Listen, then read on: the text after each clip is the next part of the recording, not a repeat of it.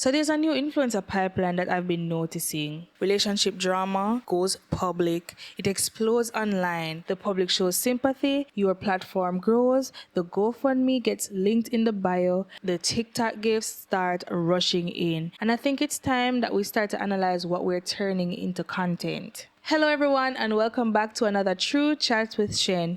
This is where we react to things that are trending online, but we don't just react to them, we try our best to squeeze, if even just a drop of a lesson from it. So if that's your vibe or something that you think you will like, please consider subscribing. Today we have a heavy topic to unpack, but I think it's something that really does need to be talked about because it's becoming far too common these days for this to be the line of events that we are seeing. Domestic violence is so serious, and that is why it is so concerning to me that it is now being turned into a content strategy. I'm noticing this pattern online, and I know I am not the only one. Let me just start off by saying that this is not me trying to victim blame. I just want us to kind of analyze or think about the actions that we tend to incentivize. First of all, we know that abuse is something that is real. It is something that happens on a daily basis. It's something that happens to many more people than we can even imagine. I think it's important that we kind of talk about it so that people can understand the signs, things to look out for and when to leave and stuff like that. And I do believe that survivors of domestic abuse or DV, oh gosh, should I say DV all along? I do believe that they deserve to be supported if they do share their stories, especially because leaving that type of situation is very hard.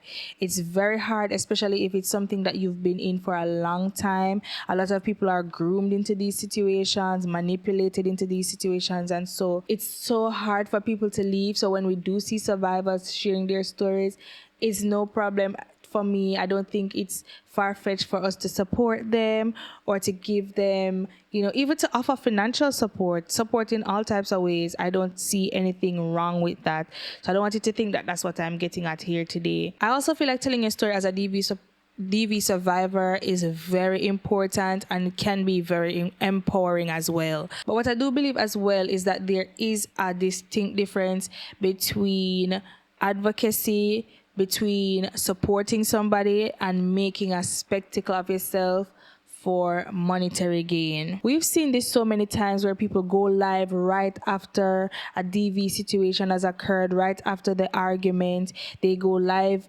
We see them going back and forth with the person who is their abusers, posting updates, keeping us updated while they're still in the situation. And it feels like these type of situations are being turned into something like a series, something that you tune into every day to see who gets hit today, what kind of bruises show up today, what will they get back together, what's going on today.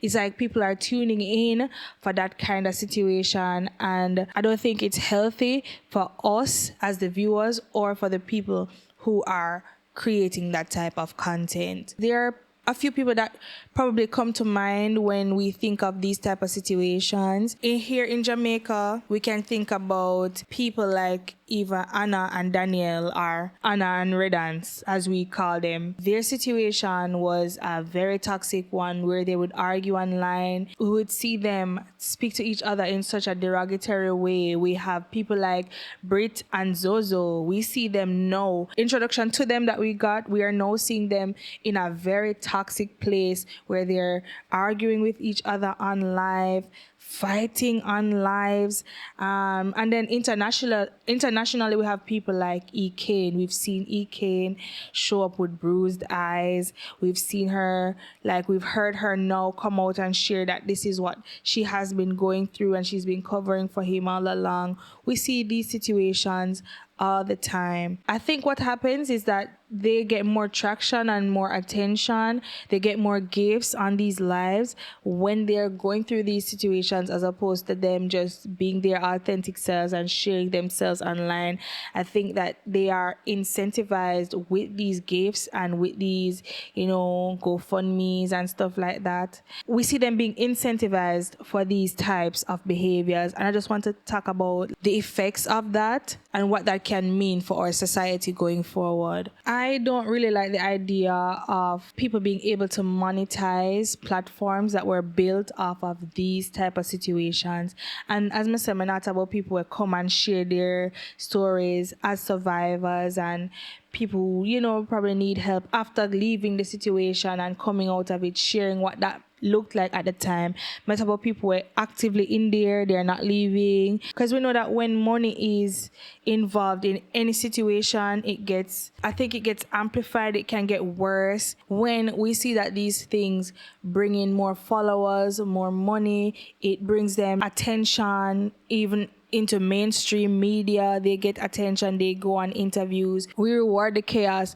I think that incentivizes people to stay in the public eye with these types of actions, to continue doing these actions so that they can continue to gain. I don't think a lot of people might be interested in healing if they realize that there's more money in staying in these type of toxic environments. If you are in a situation where your bread and butter, your livelihood is attached to this type of situation, what does that do for your psyche? You can allow yourself to be stuck in that situation because of the incentives that come along with it. You don't want to seek closure from the situation because it's so profitable. Unfortunately, I think a lot of people are not as invested in the healing process as they are in seeing these type of situations continually occur. I don't think people get the same support they get while they're in these type of situations when they have actually left. And then now you have a whole audience that is invested in your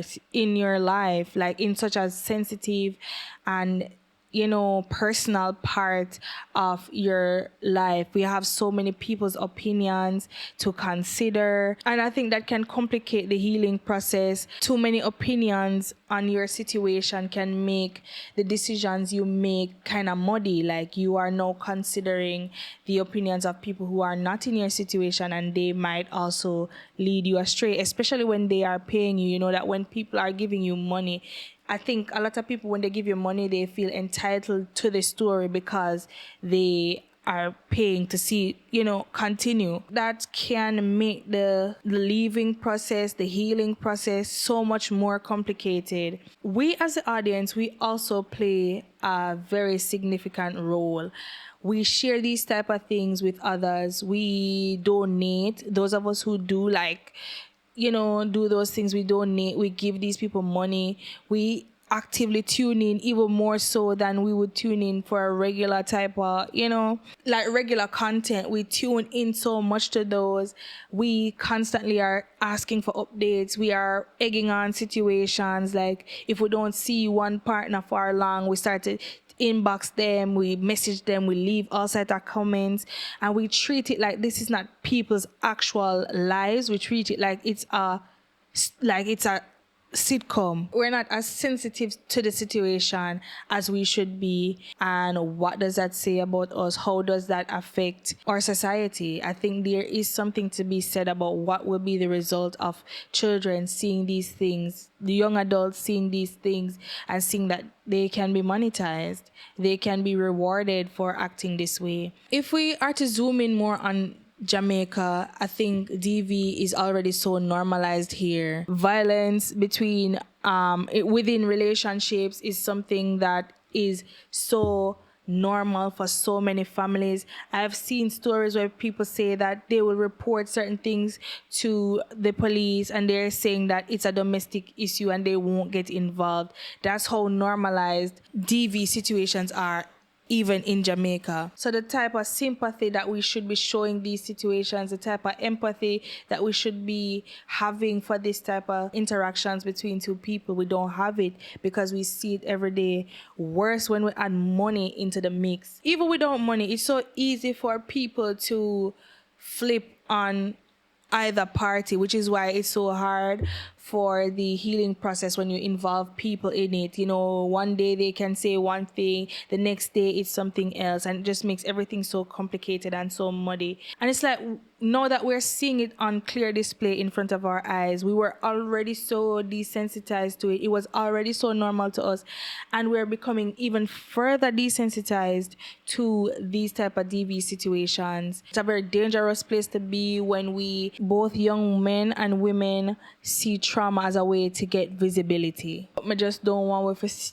start for trivialize DV and view it as a way to gain attention and a way to gain, to build a platform, a way to make money. I'm just concerned about the messaging that's giving to people whose minds are still being molded, especially in a world where money is seen as the order of the day. I just shudder at what is being developed in the minds of these young adults when they see that this is a way to gain that. I don't want this to feel like I'm saying that people should not ever share their stories. I think there's definitely something beautiful in sharing the story after you've left the situation and sharing how you left. I think there's something also necessary about, even sometimes when you're in the situation, to see, for other people to see what it looks like to be on the other side, to see what it looks like for you to be on the other side of being in a situation similar. I applaud women who are brave enough to do, and men who are brave enough to do things like this. I think it's necessary in some cases for people to even be able to raise funds to get them out of certain situations. It's very admirable to advocate for people who are in these situations as well. Speaking up about these things so that people don't get the chance to hide behind their behavior. They don't get to be hidden. They are out there, and they are shamed for doing these horrible things so that other people can know that that's not the right thing to do. There is beauty and there is so much necessity for things like that. People being able to see what it looks like to rebuild after these things are 100% necessary. It's just that while you're in the situation, in the midst of it, in the thick of it, when you don't have the answers, you're not through it yet, and you're giving updates, it's like you don't have any desire to leave, and you are doing the back and forth, you're doing the drama for engagement. You realize that these things are gaining traction, so you're doing it more because you realize that you can get visibility from doing this. And there are some people who thrive off of the fact that the audiences are so emotionally attached to the situation, and they play on those things to make money together. They know it's toxic, but they continue doing it, they continue sharing it because they know that it's a way for them to earn. If the donations stop tomorrow, would you still be posting those kinds of content, that kind of content online? If it was not about you earning from it, would you still post that? And don't get me wrong, understand, everybody needs money. Everybody need money. The economy across the world is trash.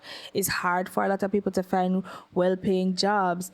A lot of times we see women go through certain things and leave with nothing at all. There are also men who go through them, leave with nothing at all. And when we look at social media being such a fast, you can actually gain so much money and so quickly too from doing social media, it's something that a lot of people might consider. But what I'm saying is, should we monetize these moments of crisis? Should we turn that into a business model? Should it be normal for these things to be what we build off of for money? Because what will happen when the situation is no longer? Because I think that the aim is for you to no longer be in that position. So what happens when DV is no longer able to be a part of your storyline? So now a lot of people won't want to erase DV from their storyline if it's what's feeding them. There's a lot of times when even children are involved. Do we think about what the long-term consequences of posting while in the midst of this type of situation can actually be? Because your children will grow up to see it. These things never leave the internet. They stay on there forever. You cannot delete these things away. think about situations where you will have like to go to court it will reach a stage where you need to go to court to escape the situation. What happens when the narrative is so twisted because it's online? What happens when you compromise your safety because you've exposed so much, too much? Even when it comes to future partners, people who want to take advantage of you, who can see you are in a hurting space.